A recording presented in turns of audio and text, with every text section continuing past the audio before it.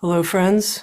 Welcome. My name's Tami Simon. I'm the founder of Sounds True, and it's my great joy to welcome you to this special with the author of The Untethered Soul, Michael Singer. Michael and I will be talking about peace in the midst of uncertainty. And let me tell you a little bit about how this special came to be.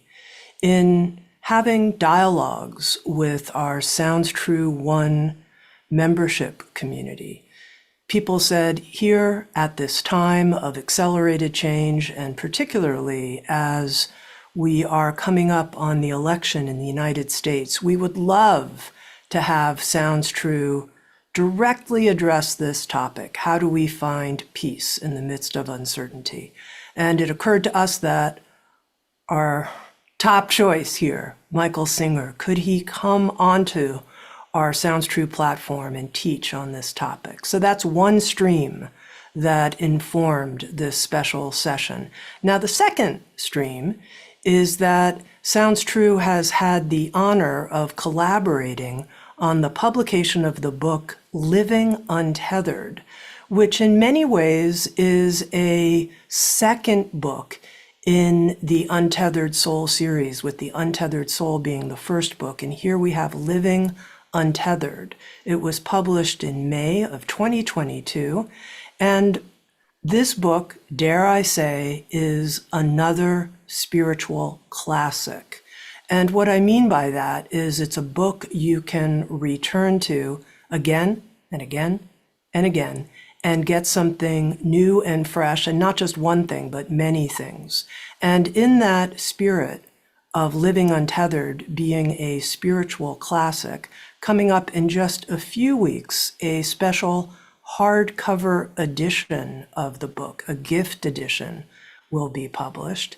And in addition, just a few weeks ago, we published, along with our partner, New Harbinger, a Living Untethered card deck, 52 cards that are teachings from Living Untethered. And we asked our Sounds True One community, of the subset of cards from Living Untethered that our team chose, which ones would you most like Michael Singer to teach on? Which of these cards? And that's what we're going to be talking about today, the cards that received the highest votes. Michael, welcome. Thank you, Tami. It's great to be with you. Here I am. There we go. Split screen works better for me.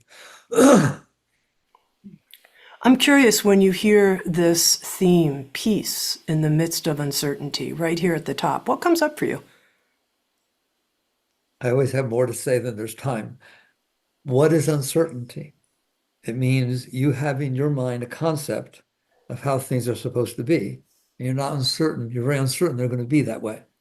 The deep teachings are, we need to look at those concepts and understand in relationship to the reality of life, the universe, the reality of short lifespan on the planet Earth.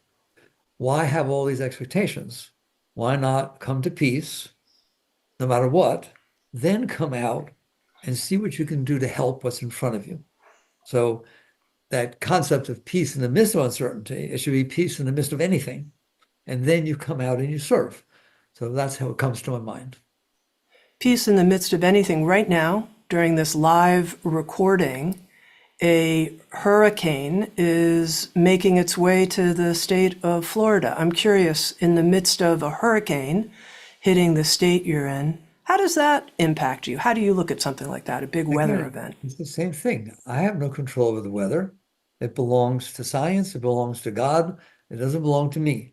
So the question is, am I capable of remaining centered, at peace, feeling love, feeling spirit, while I do what I can to help family, community, and financially the state to help everybody doing this? But if I'm not at peace, I can't do that. I'm just reacting in a way of fear. I'm acting in a way of, I'm not able, I can't handle this. I can't handle 2 hurricanes in a row, right? Well, you better, because that's what's happening, all right? And now once you get to the point in your life where you've worked with yourself enough to say, I can handle it. I can handle things, all right? Then if you can handle them, you're the person I want to go to help. But if you say, I can't handle this, You're the last person in the world. I always tell people, if you can't handle the sight of blood, I hope you're not the first person at my car accident. But if you can handle the sight of blood, you can help. So that's how I look at it. All right, let's go to one of the cards that received some of the highest votes from the Living Untethered card deck. The teaching that's quoted on the card, the goal of this journey we're taking together is not to change your thoughts or emotions. It's for you to stay in the seat of self while accepting these different shifts that are taking place. I thought this was a good place to start, and for you, if you would, to teach us about this notion of the seat of the self, staying in the seat of self. Right. Well, some people make it much more complicated than it is. It's actually very, very simple. Do you have thoughts? Yes. How do you know? I swear to God, that is about as deep a question that any spiritual question can be.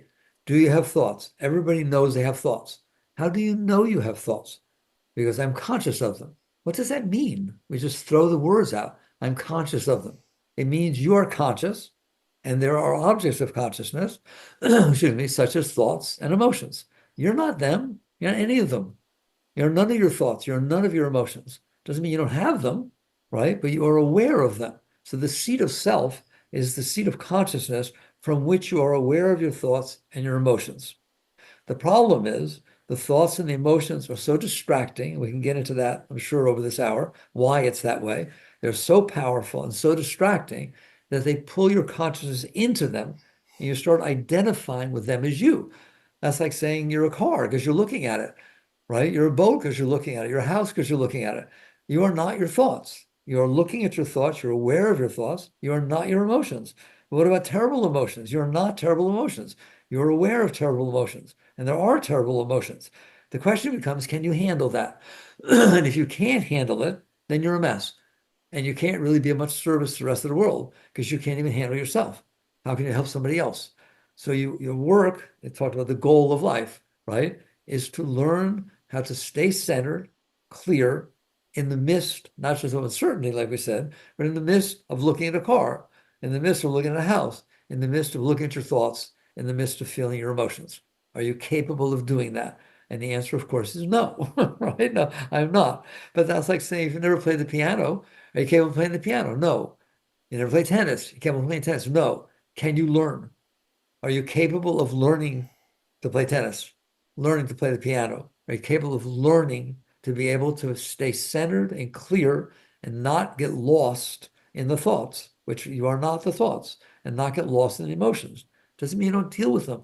Doesn't mean you don't have them. Okay, they're natural. It means you're able to handle your center of peace inside while these things are going on. And like I said, I have found through my life, I used to try and get out. I was always about getting out. All right. How do I get out? How do I go to God? All right. And now it's not like that. It's like, why do I have to get out? Because I can't handle being in. Well, why am I in? Because I'm not in. I'm actually sitting in deep consciousness, right? In the end, the great ones know they're sitting in God, but they are looking at their thoughts and their emotions. If you can handle that, then your daily life and your spiritual life are exactly the same thing, right? The Shakti pulls you back into it. You don't have to do anything. But if you're fighting with yourself and fighting with thoughts and emotions, if you can't handle them, then there's a struggle. Your spirituality becomes a struggle. So that's the meaning of life, is to practice being centered, practice being able to remain centered in your seat of consciousness while your thoughts and your emotions pass by, and then you're capable of being a servant to the rest of the people of the world.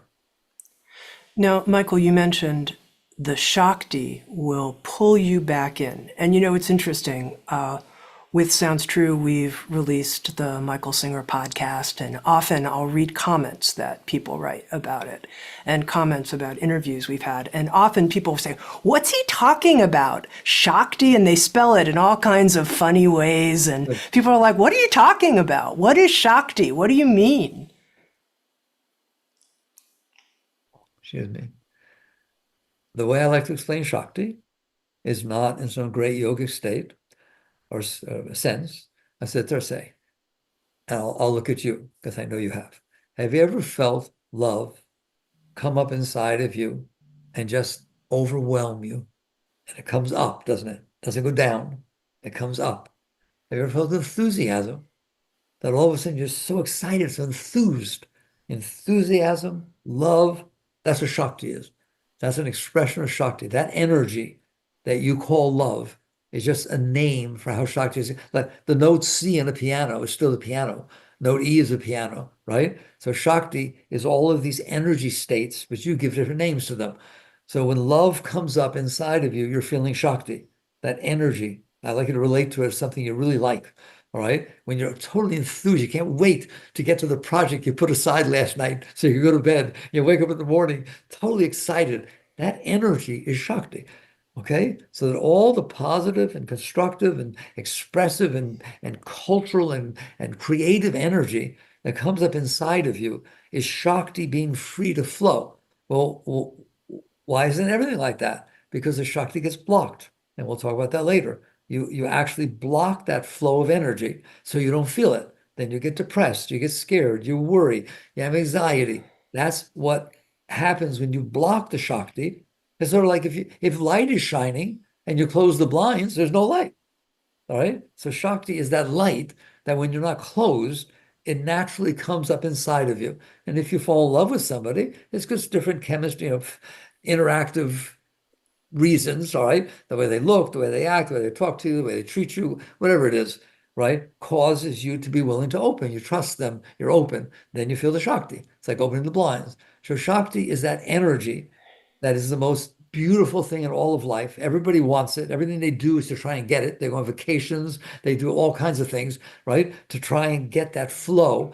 Because what happens is when you distract yourself, from your blockages, you feel energy, you feel the Shakti. So let's just say Shakti is the inward, upward flow of energy that is always inside of you, but you block it. When you stop blocking it, now you start talking about Shakti from the yogic sense. It starts going so high that it opens all the centers, which you call chakras. I don't need those words, right? But you feel your heart open, right? You feel clarity in your mind. You go into meditation, the mind gets peaceful. All of that is upward flowing Shakti. And Shakti is always trying to flow up, but you block it. So that's what Shakti is, the most beautiful thing in the whole universe, and no one disagrees. Whatever you're doing, you're trying to get Shakti. Fair enough? Fair enough. You know, as I was rereading the spiritual classic, Living Untethered, I felt this Shakti energy in me increasing. So when you say you can surrender into it, I'm like, oh, yes, thank goodness for the reminders. I get it. But I want to address that person who's like, I hear what Michael's saying, but upwelling energy, feeling it moving up, I'm not sure I'm actually tuning into something real, or I'm making this up, or I'm not really sure I'm with you here. Good. Good. I like that person because I don't teach really. I do it on the side, it happens, right? But I really don't teach that she should try to make the Shakti flow up because I know that she's always flowing up. The sun is always shining. There is no nighttime, there's no winter, there's no summer. The sun is sitting out there in space, shining exactly the same all the time. All right. You turn away from it, you block it. There are clouds.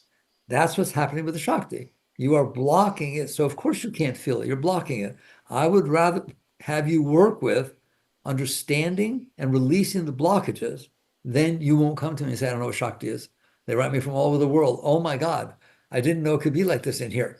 So if you get rid of why you don't feel it, you will feel it. As opposed to you leave the blockages there and start reaching up. What can I do, to practice and stretch and do something? All right. It's like, of course, the book, The Untethered Soul. So what happens? You have a hot air balloon and it's tethered, right, with the ropes down to the ground. But you're in it, you want to go up. So you put more hot air in it. You jump up and down. You throw out the weights that are in it, right? And it'll bounce a little bit, but it's not going up until you untether it. All right. And the moment you untether it, you won't ask me, how do I get it to go up? It goes up by itself. So that's what I like to teach is there are blockages. I want you to understand them. And very fortunately, you put them there. Nobody else did. You put them, you're the only person in there and you put them in there. And we'll talk about why. All right. But the net result is instead of saying, what is Shakti or how do I get it or why don't I feel joy? Right. or how can I feel joy? You say, what am I doing to block this natural energy that is inside of everybody? It doesn't matter who you are or what you've done. If you do the most terrible things in the whole world, and then you let go inside, you will feel that love. You will feel that Shakti. You will feel it coming up. It never, ever will go away from you. It doesn't judge you, right? It's you that's creating a psychological mess in there that makes it so that's what you're looking at the clouds instead of looking at the sun. Okay, Michael, this brings us to the number one card, the number one teaching from Living Untethered that people want you to address. Here it is.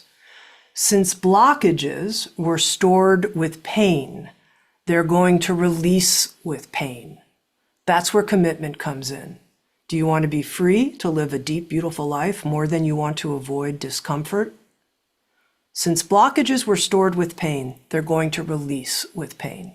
Help us understand that. We just talked about the Shakti being blocked.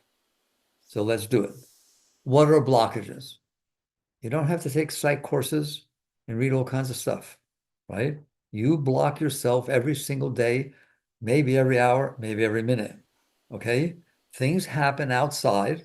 That's natural. There's weather, there's cars, there's people, there's words, there's colors, there's shapes. There are so many things outside, it's unbelievable. They come in. They come in through your senses. You live inside. You're back here, okay? The world comes in through your senses. When it comes in, you experience it. What if the experience is not comfortable? What if the experience is a little caustic, like seeing a rattlesnake coiled up, hissing in front of you?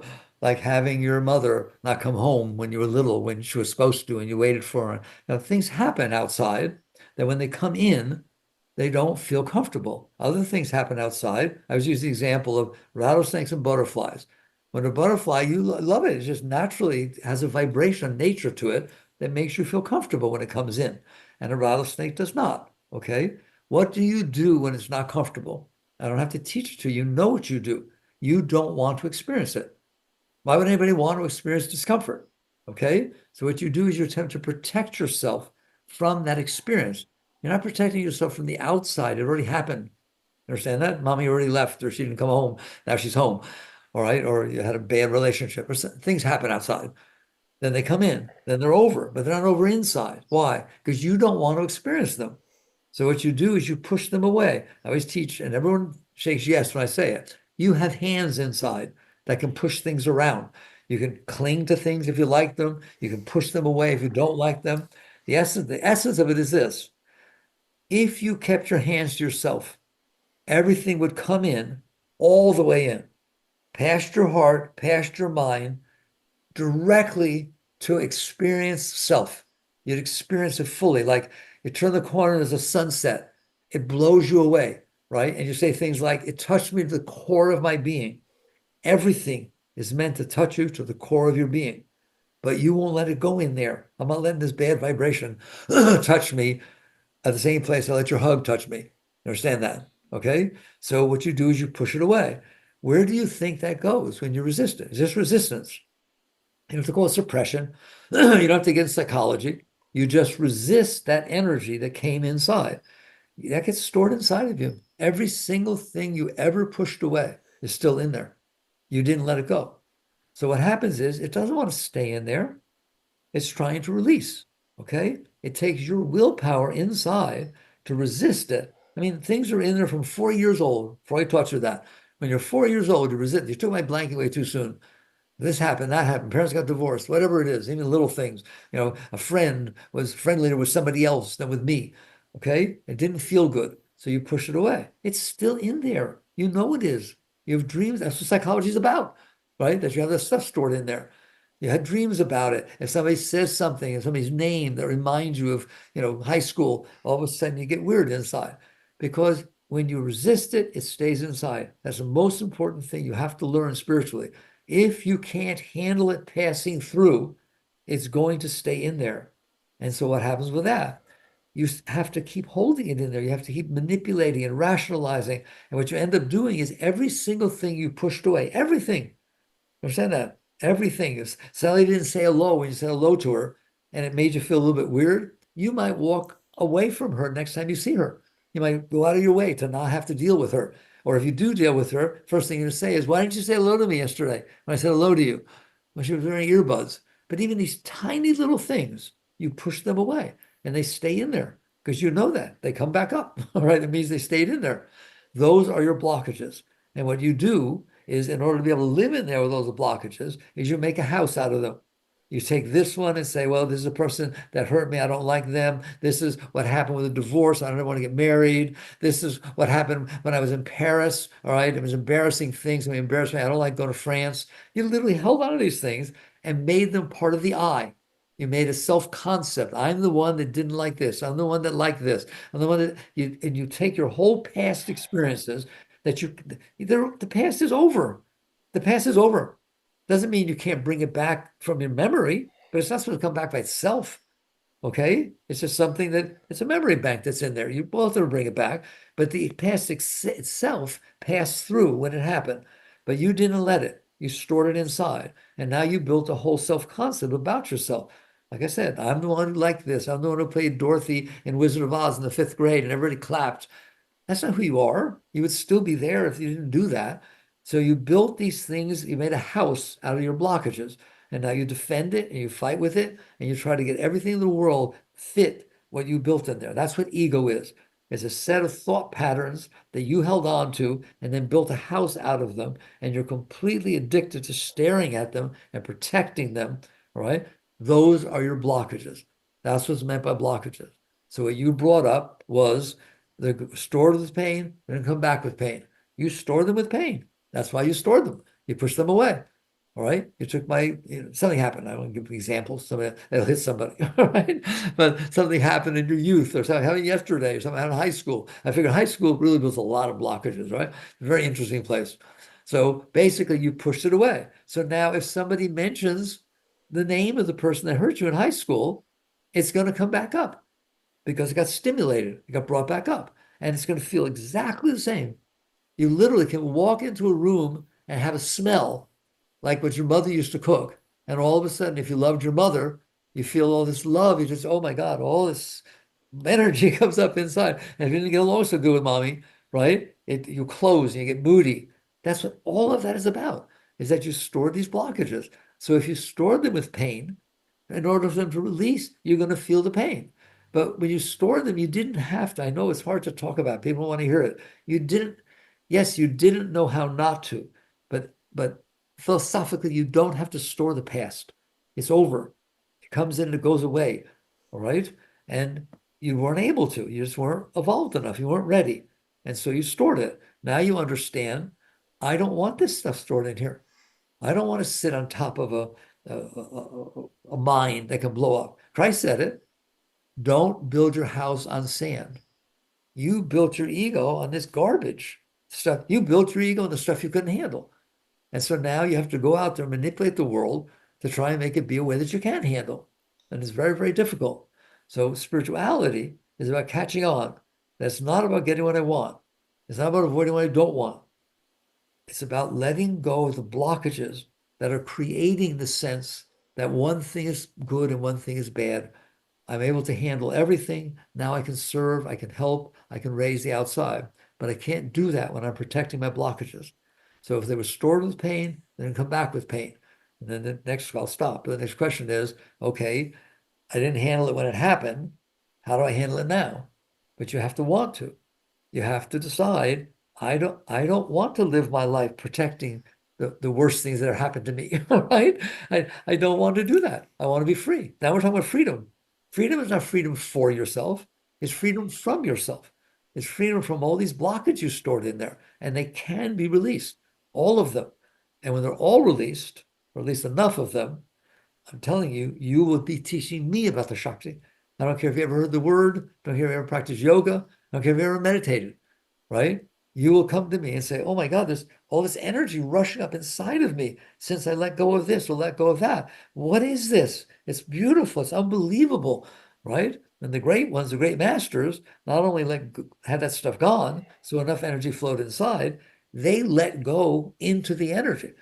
They let go of themselves so fully that the energy pulled them up and merged with the source of consciousness. And that is what enlightenment is. And that's what liberation is. And every single one of us are capable of that state, but only if you release the blockages. Okay, just one little point of clarification.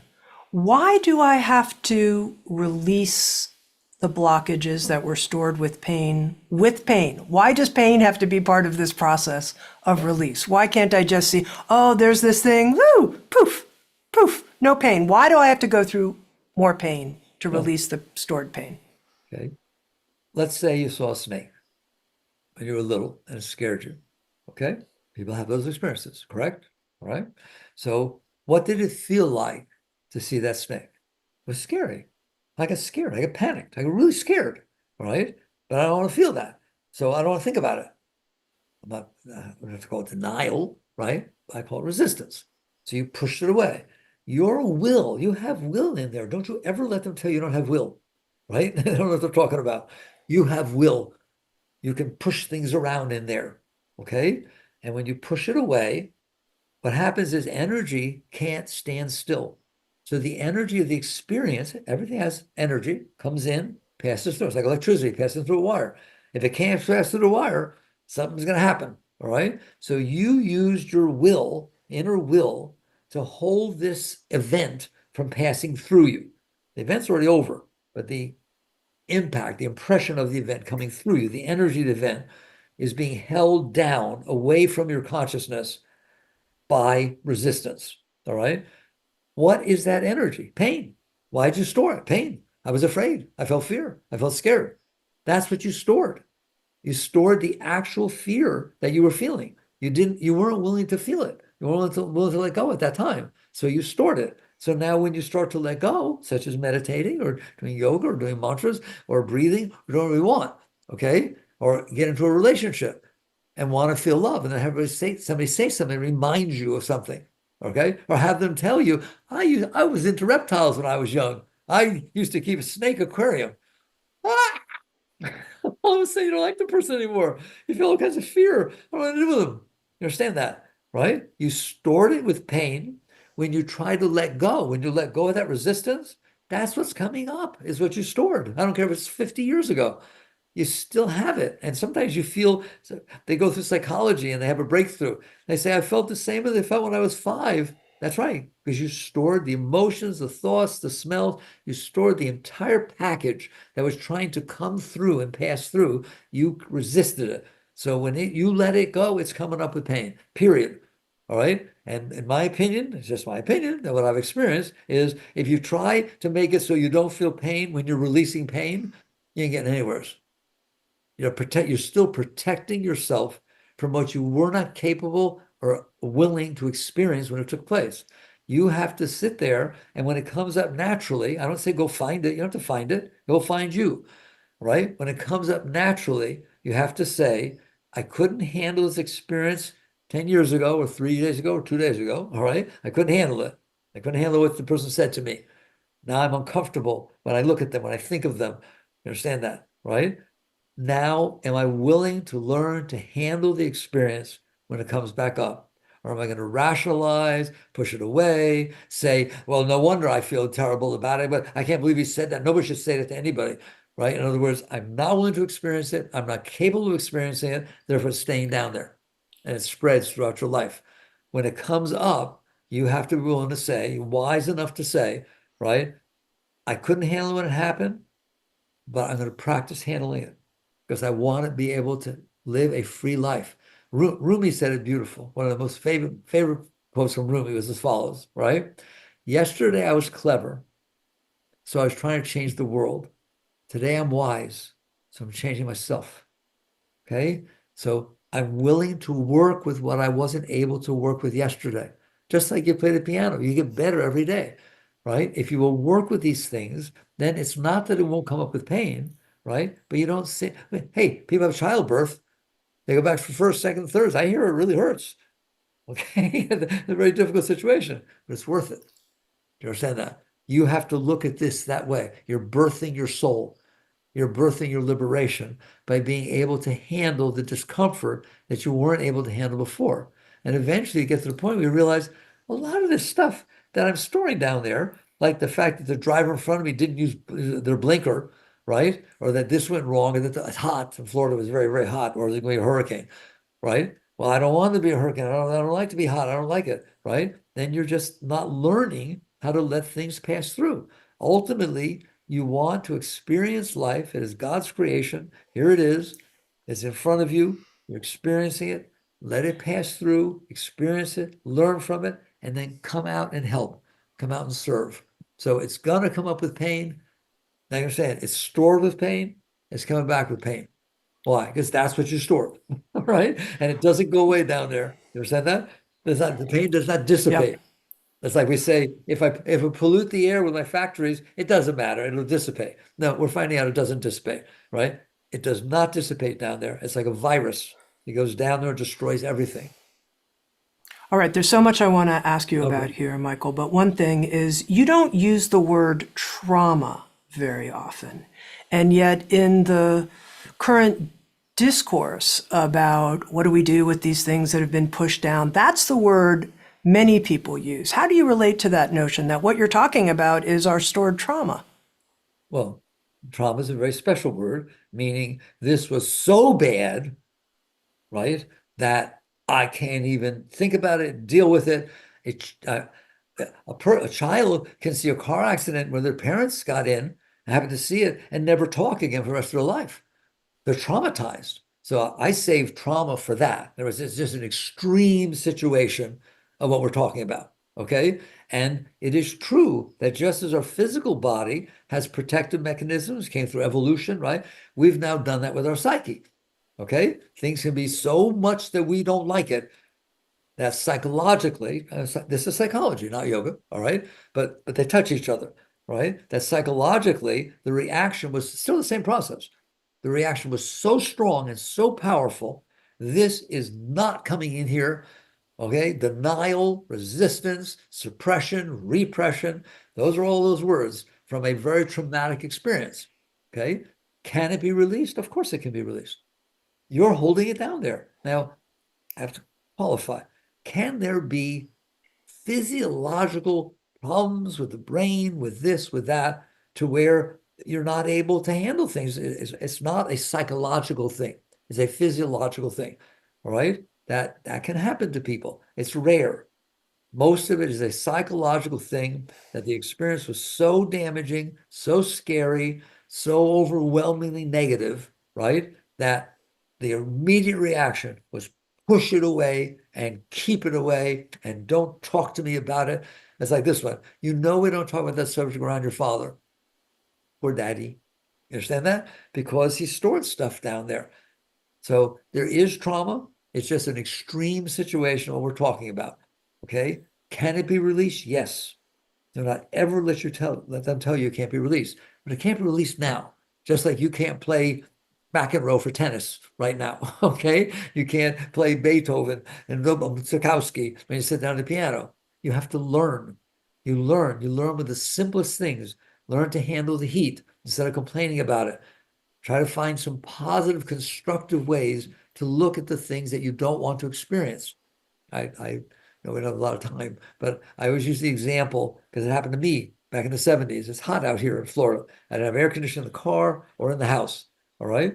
And he would complain a lot. And I sat him down one day and I said, okay, why are you hot? Talk to him. Why are you hot? This is the sun's hot. What is the sun? And he says, a star. And of course, I've always loved astronomy, right? A star. You don't like a star? Imagine being so close to one of those twinkly little things out there, the Big Dipper and Orion and so on, that you're so close to a star that you feel its heat. Wow. He thought it was neat. That's a pretty special experience, right? And then you sit there and realize that there's lots of stars out there, and it expands your consciousness. And all of a sudden, now every time I get out of a car, and it's hot in Florida, right? And I get out of the car and I feel the sun, he stops. He just naturally stops, looks at it, and realizes, my God, the thing's 93 million miles away. 93 million.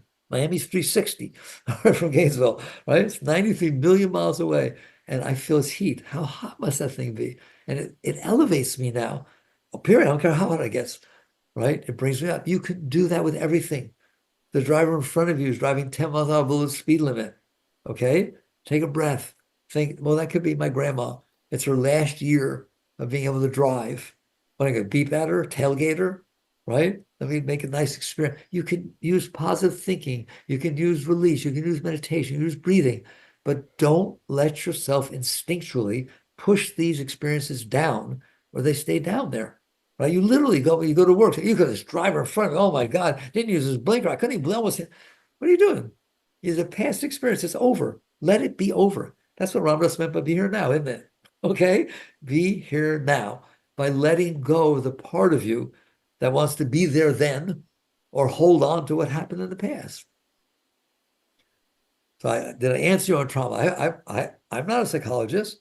I don't want a psychologist to talk to me and say, but people are really traumatic. I know that.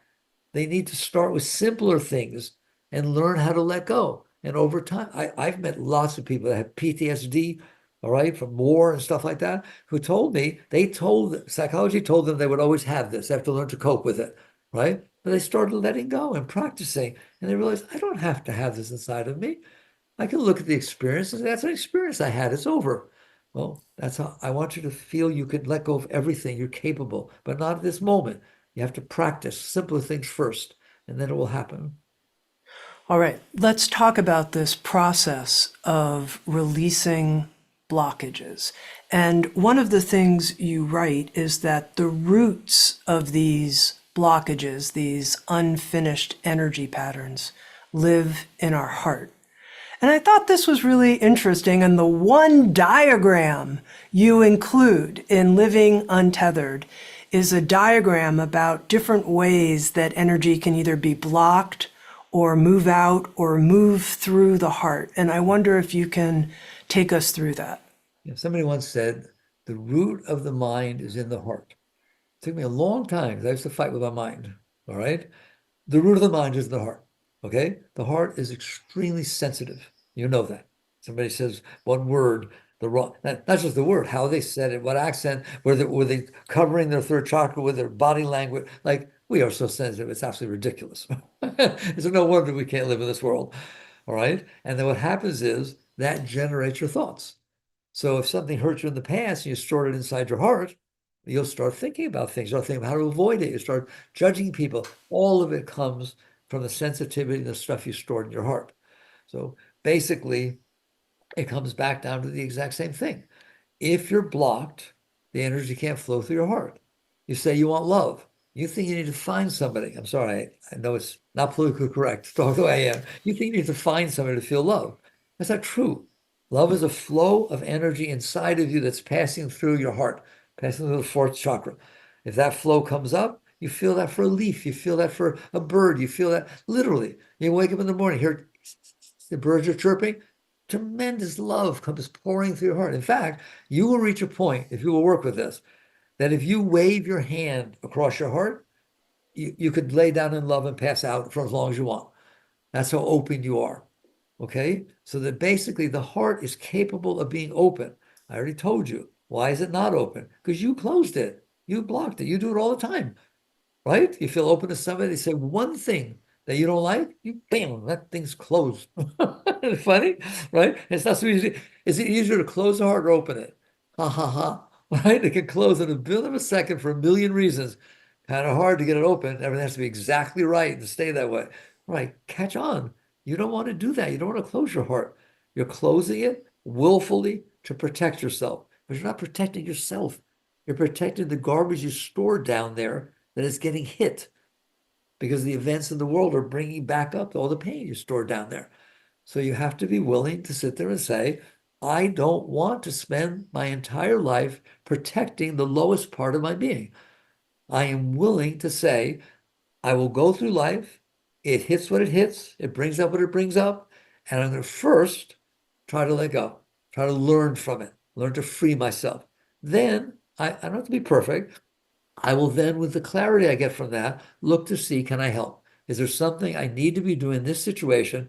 That not the benefit of me, not a reaction, but for the benefit of the situation, the benefit of the people, for the benefit of all. And that becomes a very beautiful life. That's a servant, okay? But the heart gets closed because you have that stuff down there.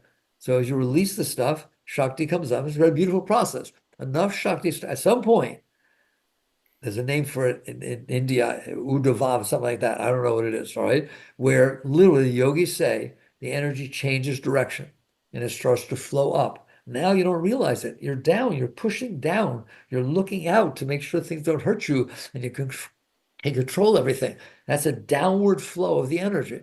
At some point, you let go of enough and it starts flowing from deep inside and it doesn't stop all day. It just comes up. It just keeps coming up, feeding you until you don't like when something happened. And then you'll see it stops because you closed it. And you will reach a point. Great ones reach the point in their life where they say, I ain't closing this. It's not even a matter of opening your heart. It's a matter of taking the door off. There is no door. It will never close again. I will go through, Christ hung on that cross saying that, right? I will go through whatever I must go through to stay seated in God, to constantly feel that spirit pouring up inside of me, feeding me, right? I'm not going to close ever again. And that's not easy because things happen that hit your humanness, but you use that as an opportunity. Or, excuse me, what Ramdas used to say, use it to go to God. We have a listener who wrote in, curious to know whether thoughts or emotions come first in your view of looking at how we respond. I think they can be either way. You can have a thought and all of a sudden it brings up emotion. You can feel an emotion and the mind starts talking about it. So it can go either way. All right. In the end, as I taught, the reason it's a mess in there is because what you stored in your heart. When you push those energies away, they're stored in your heart. They're stored down in the lower area of your heart. So it generates the mind. But now we're dealing with one affects the other. They're in cahoots with each other. It's a conspiracy, right? It's a conspiracy. They just if your mind thinks something, your heart feels it. Then you think it's true. People say, "Oh, I feel it in my heart. I know it's true. Give me a break." When you're purified and there's nothing in there, I want to hear what the heart has to say. You know, it's going to say, God, God, God. That's all it's going to say. Love. All right, let's go back to this teaching from Living Untethered. Since blockages were stored with pain, they're going to release with pain. That is where commitment comes in. That's right. What is the commitment, Michael? What is it? I want to be free. I would like to know while I'm alive in this lifetime what it would be like to be able to wake up in the morning and say, I'm back. I wonder what's going to happen today. Wouldn't that be exciting? And mean it, right? And go through the day in the appreciation that I sit on the most beautiful planet. We haven't seen anything even close, right? It's just sitting there spinning through outer space, this beautiful little blue ball, all right?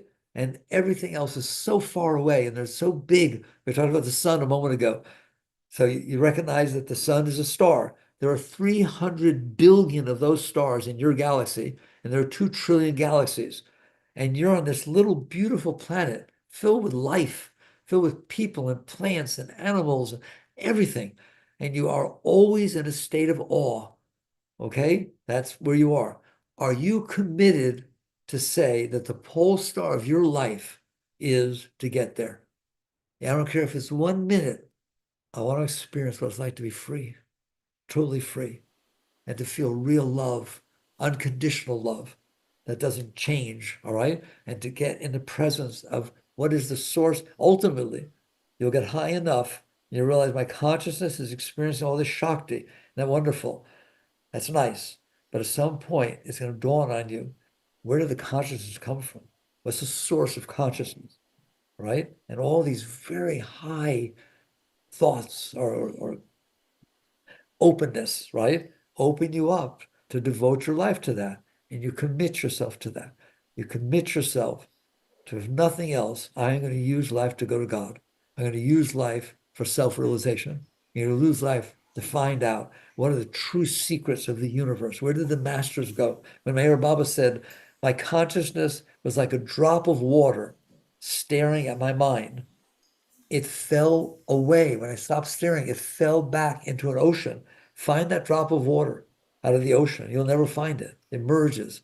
So these are the great aspirations and pole stars of beings who caught on that there's something very great going on. They don't have to struggle, right? It's an inner release, inner growth, but it's not selfish. People who reach that state, like Christ and Buddha and the great ones, they change the world, right? So everybody's capable of bringing something very beautiful into this world instead of trying to make it be what they want so they're not being bothered by it. That's the commitment. You commit yourself. I will go through what I must go through every day, every minute to let go of the garbage that's holding me down. Okay, let's say someone makes that commitment sincerely, but then finds themselves doing something they do a lot, like worrying about this or that. What can they do in that moment where they're like, oh, now I'm worrying and I'm cycling around my worry Yep. trip? Yeah, we all have that experience. You start by looking at it. Don't worry about the worrying. Excuse me. Don't worry about the worrying. Just get to a point, excuse me, you notice your mind's having a problem. First, step back and notice I'm not having a problem. My mind is having a problem. I'm having a problem with my mind. Excuse me. I'm having a problem with my mind. Okay, what do I want to do with it? There's so many things you can do. You can start with positive thinking. All right. What I always do, if I have to, is I make him look and say, what if the worst happened? Could I handle that? Instead of, I don't want it to happen. I have a preference that it be this way or that way. Then you're going to worry. That's not going to be that way. It's going to be the way you don't want. I'm not telling you to do it, but I've learned to step back and say, what's the worst that can happen?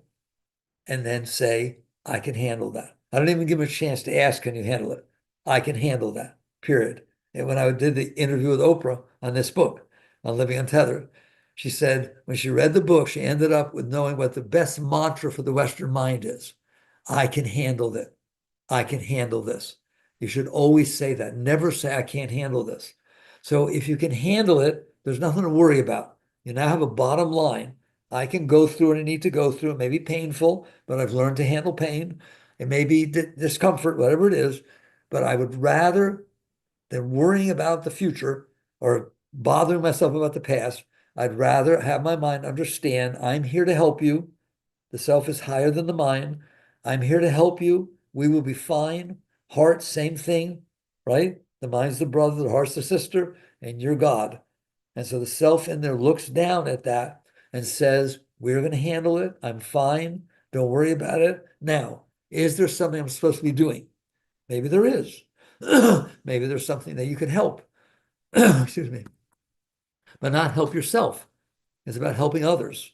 But if you worry, you're worrying about yourself. You're worrying about, do I like this? Will I like this? Is this going to bother me? Right? You have to cut through that. And the way I found ultimately is to sit there and say, I'm going to handle no matter what happens. Whatever happens, I'm going to handle it. Thank you. So can you understand that as your way out from the mind? Is don't fight with the mind and don't try to figure out what to do so it doesn't have to worry. That'll go on forever. Just say, I can handle this. Right. And again, I like, we both love Ramdas, bless his soul. Right. Whatever happens, I will use it to go to God. It will make me greater. You understand that? No matter what it is, if I can handle it and I work with it, I will end up being a greater being. So I'm not afraid of it.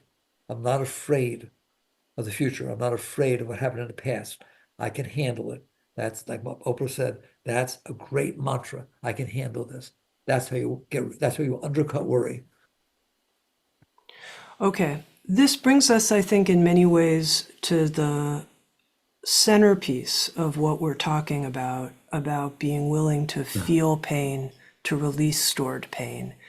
And why could somebody not handle something? Why could I, in my own experience, say, I don't know if I can handle it?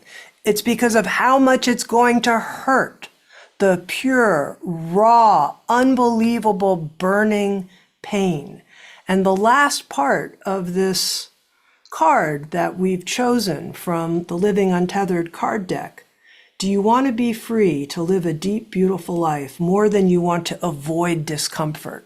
That's right. I'm talking not just about discomfort, Michael. I'm talking about like burning, terrible pain about why Yes. I couldn't handle the loss of this or that person in my life or Yes. this or that tragedy happening. So, talk about that right in the center of our heart, that unbelievable pain that we Yes. have to be willing to handle. Yes. It's so easy to take the extreme situations and say, what about that? My answer is, if you haven't been working on yourself along the way, I don't have an answer for you. You're going to go through what you go through. If you have every day, every minute, handling that Sally didn't say hello, that the restaurant was too late giving you your food, or it wasn't as big a portion you wanted, or the driver in front of you is going 10 miles an hour. If you don't deal with that, you haven't bothered learning. You haven't bothered building the power within yourself to be able to handle yourself. So it's very important. People say to me sometimes, Mickey, you're always talking about drivers in front of you and the weather. What about these big things? If you will deal with the driver in front of you, and you will deal with the weather, and you will deal with the fact that someone didn't say exactly what you wanted them to say in just the way, you hear me? All these little things that are painful, right? But they're not big. If you can't handle those, how in the world are you going to be able to go through something big? If you learn that it is worth it to practice handling life. You practice handling reality. What is reality? In the book, I defined it. I didn't need a treatise. Here's reality, that which already happened. All right? If it happened, it's reality, period. But there's no buts. If it happened, it's reality. Can you handle it? You practice handling reality every minute, every day, constantly. You wake up in the morning, I'm going to handle what unfolds today. You won't, right? But you do your best. Then during the day, you think about it, remind yourself, right? Then at night, did I handle it, right? If I didn't, can I let go a little bit? You're not going to be perfect. You're going to be close, but you're going to be better. Just like you play tennis, you'll be better every day. If you play the piano, you're better every day. Do you understand that? If you practice letting go, if you practice being able to handle reality because you want to, all right? But he had no right to say that to me. Fine, he did. He said it. Can you handle it? No. Okay, then make a mess, right? Yes, I can handle it. Now I've handled it. Now, should I do something about it? Most of the time, you're going to find out no. My problem was that I couldn't handle it. Once I can handle it, fine. He said something. All right. Then what happens is these bigger things will happen. And you're right. You can get to a point where it's just white hot in your heart, burning. All right. And you sit there. I've been there. You sit there. Do I want to make it through this or not? Am I willing to relax and release through this white hot? All right. And you will find yourself on the other side. Okay. I'm going to get biblical on you. All right. The Bible says at some point, God took a cherubim with a flaming sword and set him at the east gate of the garden, lest man figure out how to get back into the garden and eat of the tree of eternal life like he ate of the tree of self-knowledge. Okay? That cherubim with the flaming sword is that burning that heart, right? It's like you're not evolved enough to make it back to God, to make it back into the garden until you can walk through that, till you relax through that. And you can't do it now. I understand that. And that's wonderful. That's what compassion is.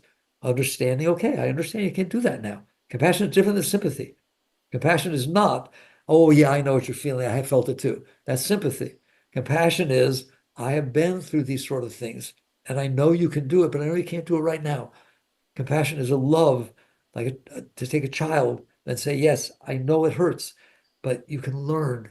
You can learn because you learned. So are you willing to walk through that heat? All right. And it's not easy, right? But you just remember that's what it's about. It's about life. Life, I just say it. You are a giant block of marble, right? And life is Michelangelo with a chisel.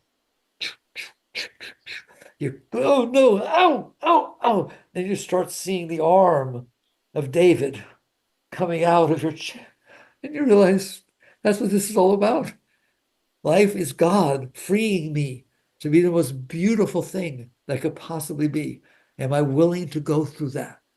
Am I willing to do this? All right. And the answer is yes, of course. Of course I am. Something I don't hear you talk very often about is this notion that these blockages could be something we inherited from previous generations in our biographical lineage or from the collective in some way. And so there's this idea, well, you put the blockages there, where I think some of us are like, wait a second, I think that I discovered that this was like part of my genetic makeup or the collective that I tuned into in some way. Anyway, I'm wondering what you think about that, Michael. First, I don't. Okay. And second, so what? That's right. All these philosophies and concepts and views and opinions and all this stuff, they just get in the way. Okay. They just give you an excuse for not letting go. Do you understand that? What about past lives? You didn't even mention past lives. Okay. This stuff is stuff in there from past lives. It depends on what you believe. It doesn't matter. Yes. Okay. You didn't come down here clean. Let's get that straight. All right. And that's why a lot of the stuff is there. So what? So let go of that. Do the exact same thing. Understand that? If you have blockages that come because you came from an amoeba and worked your way up to a human body, all right, you don't need it now. You don't need a tail. Monkeys need tails.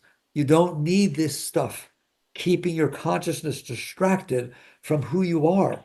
Your God consciousness looking at this. There's that. Do you understand that? I teach that, right? It's not about going to God. It's about not leaving. You're already there. You are universal consciousness. And the ray of that consciousness is completely addicted to staring at your thoughts, your emotions, et cetera, et cetera. All right. So what difference does it make where they come from? Past lives, inheritance, collective, whatever, right? It's still distracting you from who you are. You're a great being, a very great being, the greatest of all beings. And you're staring down at something that's not so great, at your humanness. Do you have it? Yes, you have it, and it's going to express itself. Can you handle that? That's the key. What did Christ say? I'm a nice Jewish yogi. I love Christ's teachings, all right? As I sit at the throne of my Father, that's not a seat made of gold. It's a state of consciousness. As I sit by the throne of my Father, so you too shall sit by my throne. And these things that I do should do these and even greater things. Go look it up. All right? That's who you are. You're a very great being staring at something that's not so great, this human, this psyche, this thing that you collected, whether it came from evolution, whether it came from collective, whether it came from past lives, it's still something you're looking down at. So it's all the same to me. You understand that? That's why I get along so well with everybody. Right? I don't have to argue about it, right? Can you not have that be who you are? It's not who you are, it's something you're looking at. You understand that? Wherever your thoughts come from, they're still thoughts. There's waves in an ocean. I'm looking at them. Where do they come from? Who cares? They're just wavelets in an ocean. They're not, that's the ocean expressing itself. They come from a volcano or to a tidal wave or rain or whatever, right? Can I learn to look at it and not get caught in it, to have appreciation and compassion for it, raise it up? The Gita, we're talking about the Bible, talking about the Gita. It says something very beautiful. It says one should raise the self with self, not trample down the self. For self that can be self's friend can become self's foe. It's talking about capital case Atman, the higher self, raising the lower self.